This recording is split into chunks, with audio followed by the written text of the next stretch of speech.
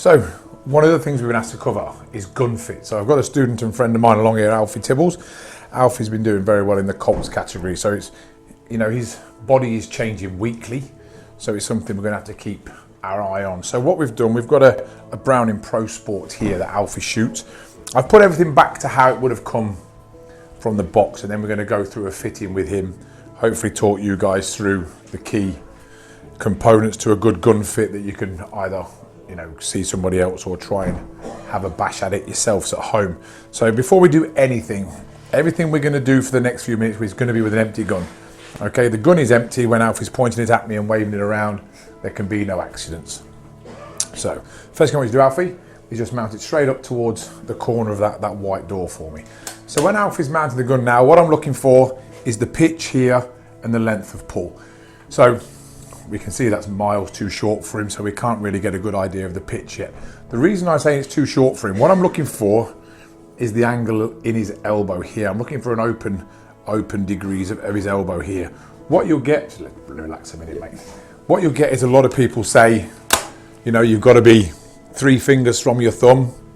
Again, doesn't mean anything to me. And also you get people that say you rest it in your arm here. That's a very good for telling you how long your arm is. And that's simply all it is good for, is telling you how long your arm is. Right. So one more time, Alfie, let's just get a few measurement. Finger back where I've just told you. We'll go through that in a minute. And now mount. So we're going to add a substantial amount to the back first. Get him on the length of pull right, and then we're going to work our way forward. There's absolutely no reason for me to check the eye on the rib yet, because that's going to change when we alter this. Thank you, mate. Before I make any adjustments, I'm just going to check the balance. Alfie holds his gun right at the end of the fore end here, so we're going to be looking for around the hinge pin as balance. If it was further back, we may shift that, but with him being forward, the hinge pin is directly between the center of his hands. Now, if I finger the hinge pin here and let go, what I want that to do is either sit still or very slowly come back towards the stock, and this is not going to. Considerably front heavy. For me, that's unshootable. Not just a Browning. Most guns will come that way. So when you check yours, make sure you measure between the center of your hands and then find the point. That's going to be far too heavy. As we can see, we've got a barrel weight already affixed to the gun here. So I'm going to remove that, recheck the balance after I've finished the length of pull issue. Okay, so first things first, Alfie. Yep. Let's get this off. So we've got some spacers here, we've got some washers here that we're going to use to make a temporary gun fit. Again, because of how old are you now, Alfie? I'm 15. You know, 15 years old, Alfie's still growing, so I'm not going to make any permanent changes. We're not going to send the gun away and have expensive changes made, because a growth spurt and the gun will no longer fit him. So everything we're going to do today will be done temporary, and then we'll just keep assessing it through further lessons. If we go again between the hinge pin, we're now going to be just rocking backwards. Yeah. And for me, that's exactly as I would want that, mate. So we've got a little bit more weight towards the back. If I explain that to you better than that, if I put a piece of blue tack on the wall here and I took a sledgehammer and I could only hold the wooden handle here, that's going to leave the heavy end out in front, and I ask you to hit that thing on the head, it's going to be very difficult for you to do. If I turn that round, put the heavy end of the hammer here and only have the shaft out in front, I can put that wherever you want to. So when we're on a future lesson, I'm saying to you, right, Alfie, I want you to start just behind it or start on it. It's going to be a lot easier when the barrel is the lightest part of the shotgun, mate. Okay, that's the reason we've done that. So gun's empty again. If you can just mount that up for me this time, Alfie. How's that feel? Feels much better coming up. Again, Alfie's very low in his shoulder pocket. That's like me. So the pitch is actually quite good. We've got full contact at the back, the pitch being the angle between the toe and the heel of the gun at the back here. Again, now we've opened out the elbow. His left hand has come off the barrel, so it's now been reduced onto the fore end where it should be, and it's actually gone onto the front foot, so that's a lot better posture there. Good, mate. I'm going to lower that down. If you come across it so you don't have a front weight to take off, what I tend to do is take off the recoil pad. You'll have a stock bolt hole. I packed that stock bolt out with tissue paper, and then what I would do is take a cartridge and I would cut it through the wad, not through the powder, so what happens is I then get a 28 gram weight. You can add them into the stock bolt hole, therefore creating a temporary balance change to allow you to trial it out before you do any changes. If we cut through the wad, all the dangerous bit is here, that can be cast away, and we're left with a perfect 1 ounce weight, which will fit perfectly in the stock bolt hole. Therefore, we load that up till we get the correct balance. As I said, what most people would do is drop that in without any tissue, and then you just end up filling this. We need so much weight to affect a balance change. By using the tissue paper first and just dropping this in here, we actually create a huge balance shift and making the gun far more shootable. So Alfie, we're happy with the pitch, we're happy with the length, and now we're going to have a look at your eye, mate. Okay, so I'm going to be in front of you, the gun's empty. So if you just mount the gun up one more time towards my finger for me.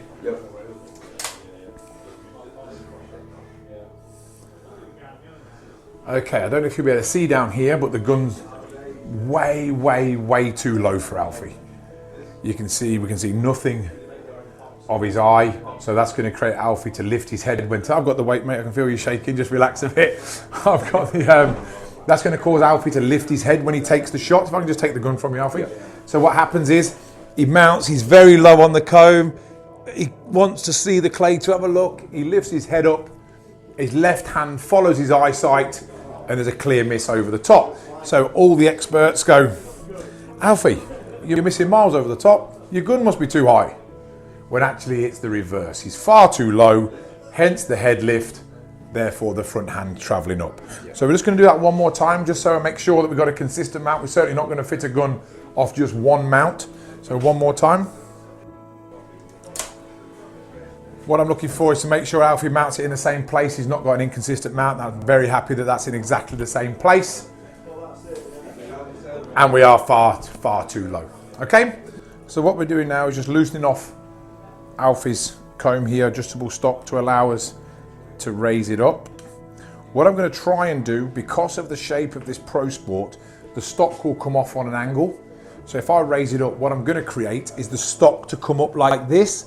Therefore, we get the correct stock height, but when Alfie takes a shot, he's going to get a smack in the cheek. So we're going to raise it more at the back than the front, trying to create as best we can a parallel comb. Okay, so we're going to come up considerably and then just create that little bit of a tip. Therefore, your dad's not ringing me up telling me you got to smack in the chops. Interestingly, over lunch, Alfie informed me that he's now changed chokes, and these are titanium ones. Yeah, these are the teak titanium. So these are the titanium chokes. If he was using a different choke, we may have to rebalance it. Titanium, obviously, we don't know is lighter, so we're going to balance it to the chokes you're going to be using now. Yeah. If he was back on the regular steel ones, they're obviously going to be heavier. That could have a huge impact on the balance being so far forward. So it's a good job we've got those in now, mate. So okay, just mount that forward for me.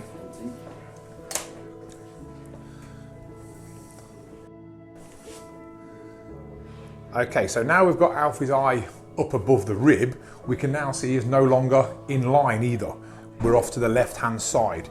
So we're gonna have to, again, reduce it, bring it over. And a gun fit is not a 2-minute job. It's not something you're gonna do in 5 minutes. These people that say we can do it, you know, some you get right first time, it's trial and error. You have to get it spot on. So we need to lift it some more, and we need to then bring you over this way, mate. So we're gonna make quite a lot of changes. When you're ready, sir, just try that one more time. So we've now altered cast, height, length, and balance. How's that look to you now? Yeah, that's looking better on the eye. Yeah, I mean, that looks very nice. Again, I still think we're too low. Yeah. It's running straight into the black of your eye. I want you up above the rib to give us a better point of impact. So yeah. One more change, and I believe, Alfie, you'll be ready to go, mate. So I'm quite happy now that that gun is perfectly fitted to Alfie now. The only thing that could change that is when we get on the range and he doesn't actually mount as he's done inside. Now that's something quite common, that you come in here and you take your time and you make the perfect mount. So I would say 8 times out of 10 it works. So what I would do now, we'd go outside, we'd set up a straight incomer at about 30 yards and a trap shot at about 16 yards. 2 shots that we know we have to shoot straight at to break. And that's what I would have Alfie shoot, is 10 of these and 10 of these.